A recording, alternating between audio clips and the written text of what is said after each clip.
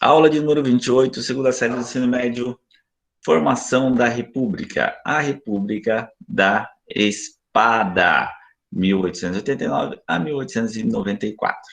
É, então, nessa caminhada que nós estamos fazendo no tempo aí, estudando os acontecimentos históricos, a gente viu, né, a gente já estudou no primeiro ano o período colonial, nós começamos a estudar no segundo ano o período imperial, né? Quando o Brasil se torna independente, se torna uma monarquia, diferente das outras nações que conquistaram a independência e emancipação política, que se tornaram repúblicas, o Brasil se tornou uma monarquia, exatamente porque aquele que estava no poder continuou no poder, que era o herdeiro do trono português, que era o príncipe regente Dom Pedro, que então passa a ser imperador do Brasil. A gente viu que esse primeiro reinado foi bastante conturbado, o período regencial também, aí no segundo reinado, Dom Pedro II, já foi um período de mais estabilidade política, que perdurou por mais tempo, né, dentre eles por agradar a elite agrária e com a manutenção do trabalho escravo. E em 1888 a gente tem a abolição da escravatura. Eu sempre digo que a abolição da escravatura está associada ao golpe da República, assim que é chamado na história, golpe da República. Por quê? Porque a partir daquele momento não havia por que aquela elite, né, manter no poder aquela monarquia, já que não interessava mais, que a função dela era agradar a essa elite agrária, mantendo o trabalho escravo. E em 1888 abole-se a escravidão. Então, eles não vêem mais por que sentido na monarquia no Brasil e resolvem tomar o poder para si. Num primeiro momento, quem vai dirigir esse momento é um amigo de Dom Pedro, que é o Marechal Deodoro da Fonseca. Lógico, pressionado pelos seus pares, ele vai, então, convidar o imperador que vai embora do Brasil. É isso mesmo, convidar. Qualquer outro movimento revolucionário, né, haveria uma tomada do castelo, né, o imperador seria julgado, decapitado, né? Aqui não. Aqui o imperador simplesmente é convidado a ir embora e, né, ele deixa o Brasil e acaba morrendo lá em Portugal mesmo.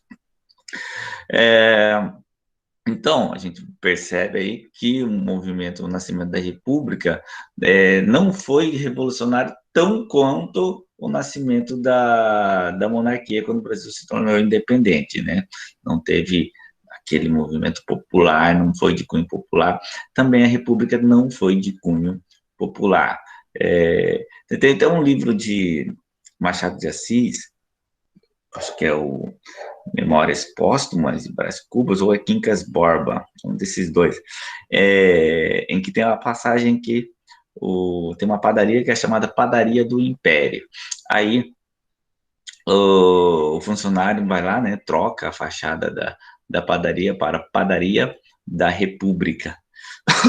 E aí ele pergunta pro patrão, pode jogar a outra fora? Aí ele falou, não, deixa guardada aí, vai que precisa. Então isso aí mostra que Machado de Assis está tentando usar uma metáfora para dizer que a mudança do regime político no Brasil também foi apenas uma mudança de fachada. A estrutura continua a mesma. A elite agrária no poder, os mais pobres, né, com menos poder, né, menos participação. A gente vai ver que essa república que vai nascer é uma república extremamente excludente. A gente tem, né, um exemplo no livro da Guerra de Canudos, onde que é o movimento de Canudos, é um movimento contra a República, inclusive o Antônio Conselheiro, né, o movimento de Canudos, retratado no livro da Guerra de Canudos, né? Houve um movimento. Né? E o Antônio Conselheiro, ele via ele era um líder messiânico e ele via a República como um demônio, né? Ele dizia o demônio da República. Tem um filme da Guerra de Canudos que mostra muito bem quando os soldados vão cobrar o imposto. O senhor tinha vendido uma vaca, já tinha negociado uma vaca, já tinha recebido, faltava entregar a vaca. E aí os soldados do governo chegam lá num pequeno sítio dele que não tinha quase nada e falou: o que você tem para pagar para a República, né? E aí não tem quase nada e pega a única vaca que ele tinha, né? Aí ele se vê sem chão, sem nada. E quando passa o Antônio Conselheiro com seus seguidores, ele começa a seguir o Antônio Conselheiro porque não tinha mais esperança de nada, não tinha esperança na República, né? Por algum momento a República Velha, que é esse período que vai de 1889 a 1930, é até pior do que o período monárquico. Mas vamos falar agora aqui desse período, pequeno período dentro da República Velha, que é a República da Espada, que foi o primeiro governo. É apenas um governo, né? Deodoro da Fonseca, ele é eleito presidente do Brasil, e o seu vice, o Marechal Deodoro da Fonseca, Marechal Floriano Peixoto, de chapas distintas, né? E para ressaltar, nessa primeira eleição, elegia-se o presidente e elegia-se o vice, tinha uma eleição para cada, não era a eleição de uma chapa fechada, né? Então, apesar de dois serem marechais, serem do exército, cada um era de uma chapa diferente. E a gente vai ver que esse primeiro período que o Brasil foi governado por militares lá na República Velha, vai ser um governo só, porque na metade dele o Marechal Deodoro vai renunciar e depois vai vir o Marechal Floriano Peixoto, que vai cumprir o final do mandato e depois vai sair do poder. E por que República da Espada? Porque a espada era um símbolo, né, do exército, né?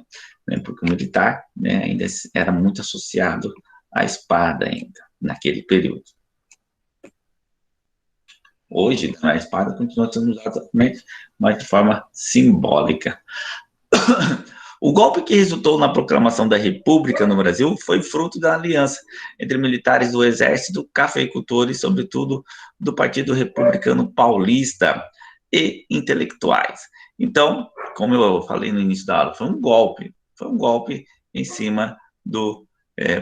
não foi um movimento revolucionário, né? Não houve motivação populares. Então, foi um movimento de tomada de poder por um grupo de elite agrária, associada ao exército esse, né, que voltou, né, com muita pompa da Guerra do Paraguai. A gente, quando estudou a Guerra do Paraguai, lembra, né, que o exército voltou, e ele voltou acreditando que ele era a única instituição que poderia salvar o país. Então, e aí o exército se torna abolicionista, começa a questionar o governo de Dom Pedro II. E aí, então, há essa associação de intelectuais, o exército e a elite agrária, né, que era que já mandava de fato no país. A participação popular no episódio da proclamação e na instalação do governo foi mínima, quase que zero. O povo nem sabia o que estava acontecendo, né? A frase para isso é que o povo assistiu embasbacado à proclamação da República, ou seja, sem saber o que estava acontecendo, né? Alguns acreditaram que era só uma derrubada de algum ministro, alguma coisa. Alguns demoraram muito para processar essa ideia que estava nascendo uma república.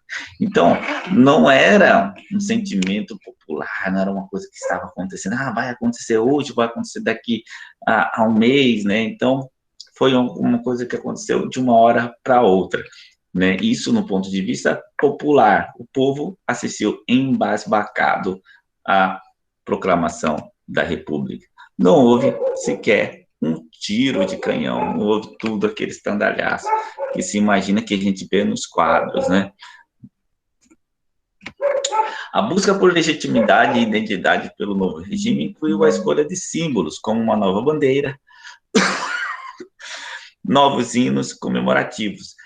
Sempre que acontece isso, a gente já viu em algumas aulas, anteriores, quando eu falo de nacionalismo, né? Às vezes, primeiro vem o Estado, depois que vem a construção do sentimento nacional. Isso aconteceu quando o Brasil se tornou independente, né? Vai se construindo o sentimento de nação brasileiro, né? Nesse país que é um país continental, então você vai tendo que construir o sentimento, vai ter que colocar no símbolo. No período do Império, o símbolo era o próprio imperador. A gente lembra que quando começa o segundo reinado, as coisas começam a acalmar, porque o imperador era um símbolo de unidade nacional. E aí, agora aqui na República, a gente vai ver que na independência não teve herói.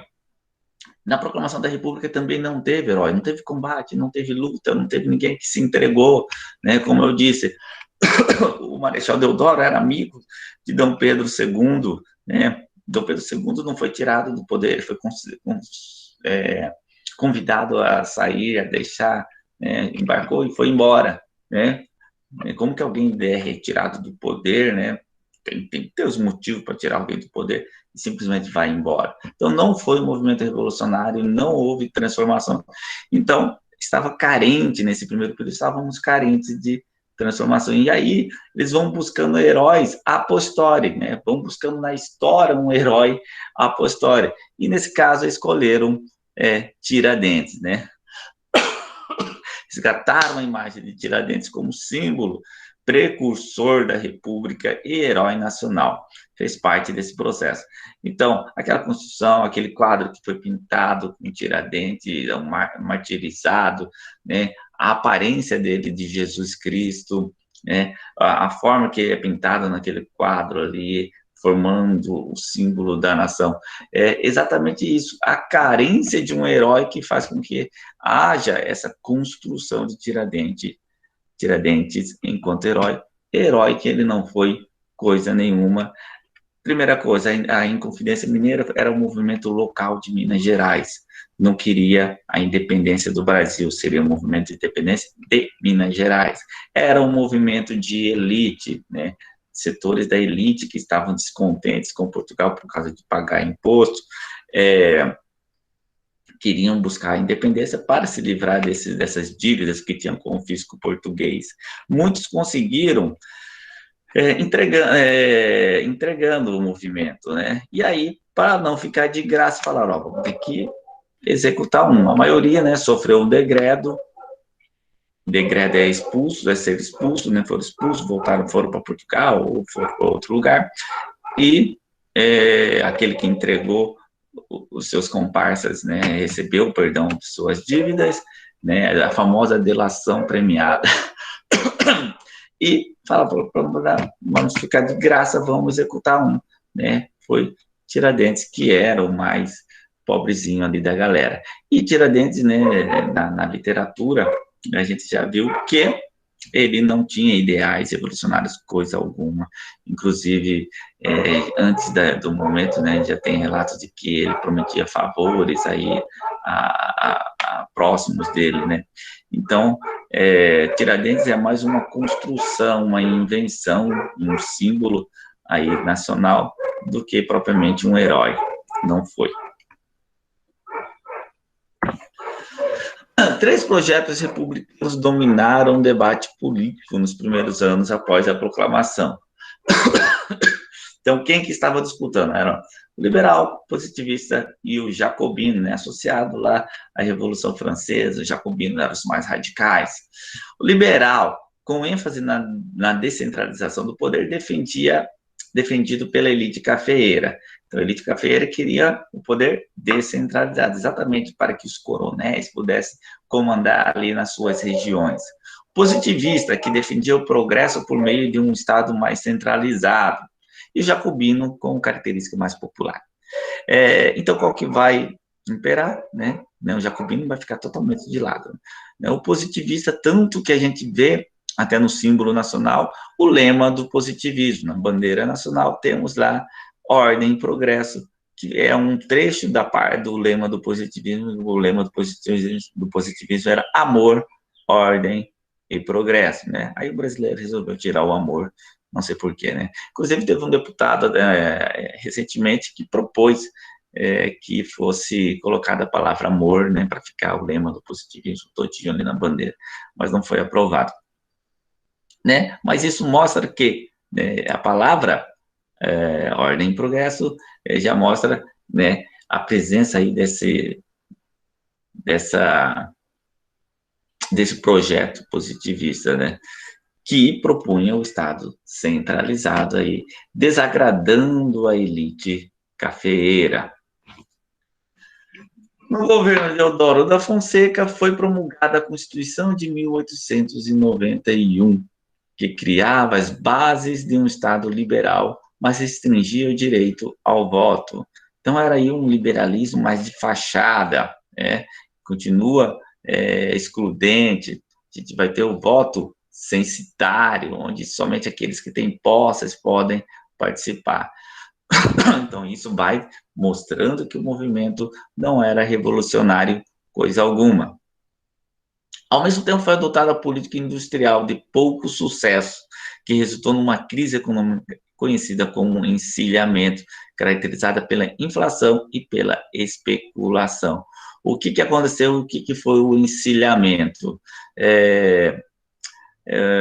Houve, né, crédito muito facilitado, ou seja, o que o crédito é? O crédito, o custo do crédito está ali nos juros, né? Então, os juros é o custo do dinheiro, né? A gente vê, quando está muito baixo os juros, começa a aumentar a inflação, porque as pessoas começam a consumir muito, e aí começa a subir o preço das coisas. E aí, quando a economia está ruim, né, você abaixa os juros, né, para que as pessoas voltem a consumir, porque senão... Então, tem que ser bem balanceado, né? A gente vê, atualmente, os juros chegou ao seu menor patamar. Não é por mérito do governo, é por necessidade. Por quê? Por causa da crise da pandemia, ninguém está consumindo. Inclusive, nós tivemos, em vez de inflação, deflação. O que é deflação? É quando os preços estão abaixando em vez de aumentar. Né? Deflação aconteceu lá na quebra da Bolsa de Valores de Nova York. Então, deflação não é algo muito bom, não. Está acontecendo não por medidas governamentais, mas sim pelas questões da crise. As pessoas não estão consumindo, então, lógico que ninguém vai aumentar preço no período em que ninguém está consumindo. Então, mas lá no primeiro reinado, esse tal do encilhamento foi essa tentativa de construir, fazer uma industrialização à base de distribuir crédito, e né, o que aconteceu foi uma farra que levou a uma grande inflação e uma especulação. A crise econômica, a impopularidade do presidente e, finalmente, a revolta da Armada resultaram na renúncia de Deodoro da Fonseca. Como eu disse, o primeiro reinado é o conjunto dos governos de Deodoro e Marechal Floriano Peixoto, né, que é um governo só, né, que ele deixa na metade, depois o Floriano Peixoto assume, e o Floriano vai até o final com mão de ferro, ele vai ficar marcado na história como o general de ferro. O governo de Floriano Peixoto, de perfil jacobino, foi marcado por medidas populares e por uma crescente oposição a grupos de elite, civis e militares. A Revolução Federalista, iniciada no Rio Grande do Sul, e a Segunda Revolta da Armada criaram uma situação de guerra civil no país, ameaçando o governo de Floriano. Inclusive, essa guerra e a Segunda Guerra da Armada é retratada em um livro de Lima Barreto, O Triste Fim de Policarpo Quaresma. Inclusive, para aqueles que não gostam muito de ler, tem um filme sobre O Triste Fim de Policarpo Quaresma. Tem filme sobre O Triste Fim de Policarpo Quaresma e também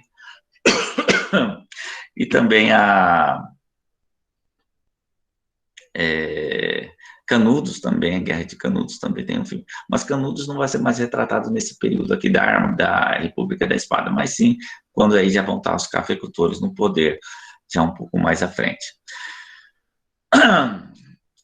Ao final, o presidente conseguiu conter os dois movimentos e transferir a presidência para o civil Prudente de Moraes. Então, ele consegue terminar o seu mandato, porém, né, não consegue vencer, né, as próximas eleições, não consegue colocar alguém que ele queria no poder, né, quem vence é um representante da cafeicultura Prudente de Moraes, era um fazendeiro. Então, o primeiro presidente civil do Brasil foi o fazendeiro Prudente de Moraes. E aí, nós temos essa imagem aí, que é uma imagem, lógico, fictícia, né, da proclamação da República. Os quadros, eles são construídos a posteriori, né, são encomendados, né, então, assim como aquele lado da independência, onde o Dom Pedro está no cavalo rampante, né, são fictícios, né, são para você, é a imagem que o governo está tentando passar para o povo, né, de que foi um movimento revolucionário, o que não foi, né, não houve um tiro de canhão sequer, o povo nem estava ligado no que estava acontecendo, né? Então essa imagem aqui é tanto com aquela imagem lá do Tiradentes martirizado, como a imagem, né? Inclusive a da independência é uma imitação lá da imagem lá de Napoleão Bonaparte. Olha aí, nós temos aí a imagem Tiradentes martirizado também. Você vai vendo aqui, vai formar como se fosse o mapa do Brasil, né? A associação dele a Cristo, martírio, né? Inclusive a imagem de Cristo é uma construção também, acho que eu já falei para vocês. Cristo não era europeu, então ele não tinha traços europeus. Quando o cristianismo é adotado como religião oficial do Império Romano, que há essa construção da imagem de Cristo como se fosse um europeu. Então, Tiradentes, essa imagem de Tiradentes é imitação da imitação ou da construção da invenção. É uma invenção da invenção, né? Cristo, como ele era da região ali do Oriente, ele tinha traços orientais, não orientais com o japonês, mas do Oriente Médio ali, traços mais arábicos. Pode-se afirmar que a representação de Pedro Américo no Confidente Mineiro é dada dos primeiros anos da República, sugerindo a semelhança entre o drama de Tiradentes ao de Cristo. Então, era bem facinho de responder essa questão.